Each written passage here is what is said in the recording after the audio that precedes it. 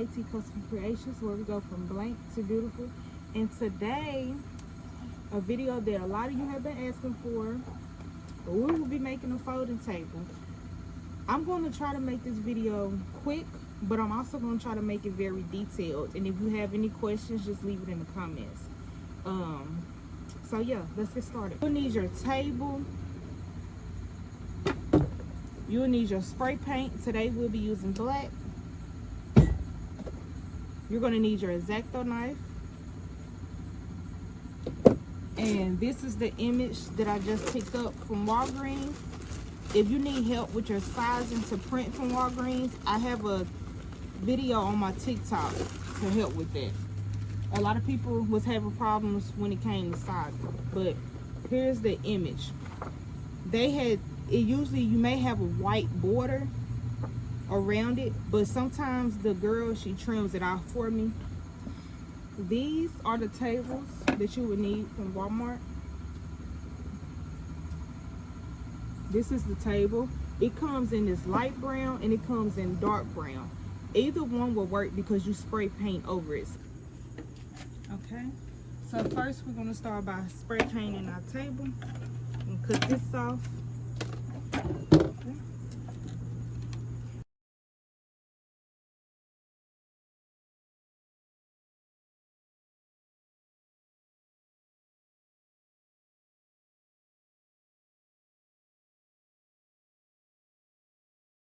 Okay, once you are finished spray painting, this is what the table would look like.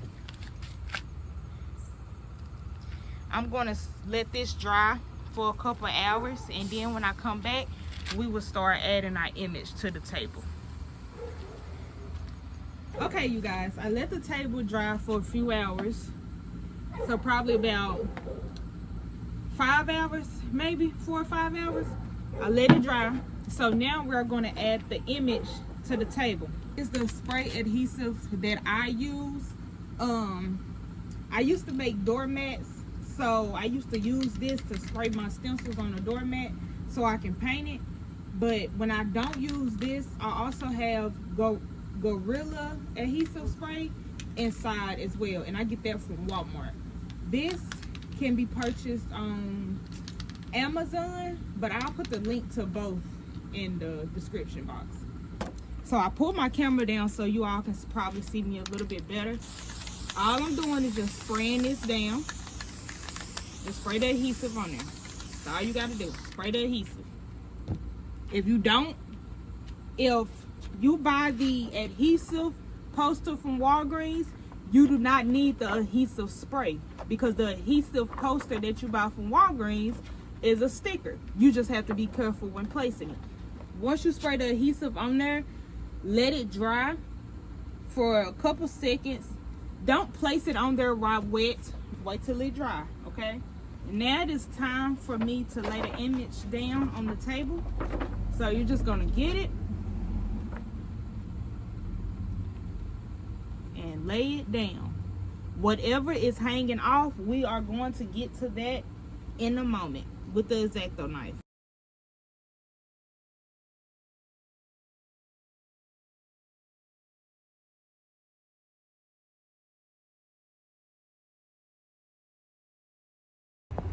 Once we flip it over, you see the white, we're gonna cut all of that off with the X-Acto knife. So we're gonna clean it up with the X-Acto knife.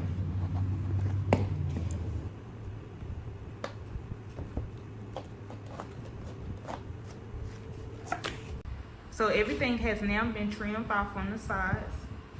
Nothing is hanging over. So now we are getting ready to epoxy the table. So now we are ready to add the epoxy onto the table. Okay, so get your gloves. Like I said earlier, if you have a mask, please wear it. This is the epoxy that I use. It is the Amazing brand, and I get it from Hobby Lobby. So a lot of people have trouble with their epoxy and they're not sure exactly how to use it. So when it comes to epoxy, epoxy is a 1-to-1 ratio, which means you would make whatever you pour in these cups even. So as you can see, these are not even. Part A is filled here and part B is filled here. So what you need to do pour some more part B inside. So simple, you guys. Just keep pouring it in until both of them are even. I don't use a measuring cup with numbers. Like I said earlier, I just eyeball it. I get down, put my eyes down to about that level so I can see if it's even or not. Okay.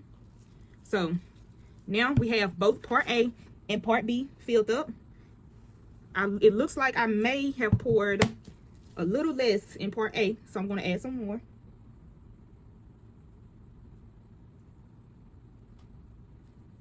Okay, that should do it.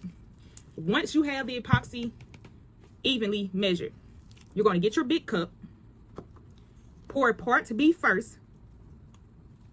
So I got all of that. Then you want to lay part A. This is the way that I do mine because I've learned that when you lay part A on top, it mixes better. So part A is more thicker.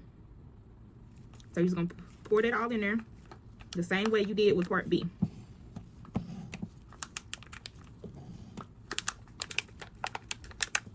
Okay. So once you have it all in the cup, I like to mix mine for about 3 to 4 minutes maybe. For you to keep time, you can set a timer or you can play a 3-minute song or whatever works for you so you can mix it the correct amount of time. Okay, so I have everything in the cup. Now it's time to mix it.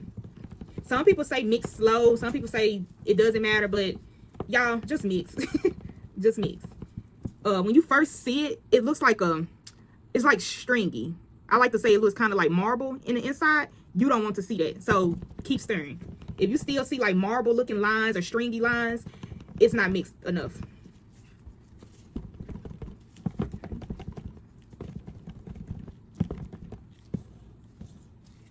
Usually when I mix this, I have my fan blowing and my mask on. I forgot to mention that earlier. My fan is like really loud though, so I don't want it to block out my voice in the video. But I do have my window open.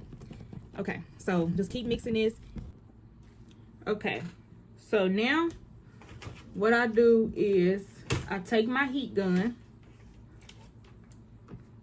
I got this from Amazon also, I think, y'all. Some of this stuff I've been having so long, I can't exactly remember. But I'll put everything in the description. So, okay.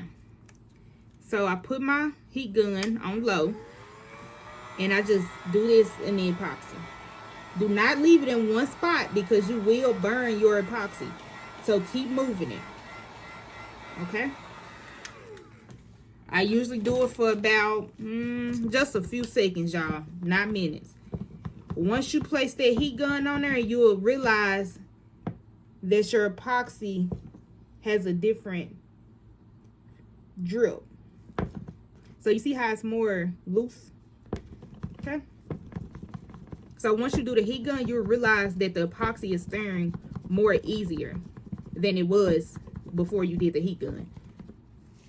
So you're just gonna keep doing it. Just get it all stirred up. If you need to do the heat gun some more, then you can. Okay. I'm gonna do mine just for a few more seconds.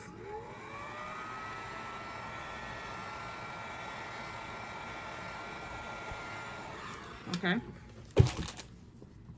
And that's it. I will not be doing any more of the heat gun. So just keep stirring.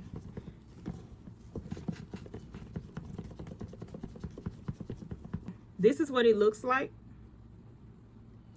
I am going to let this sit for a minute and then I'll come back. Okay, y'all, this is after I have laid the epoxy onto the table. I'm going to let this dry overnight and I'll come back tomorrow so we can see the finished results.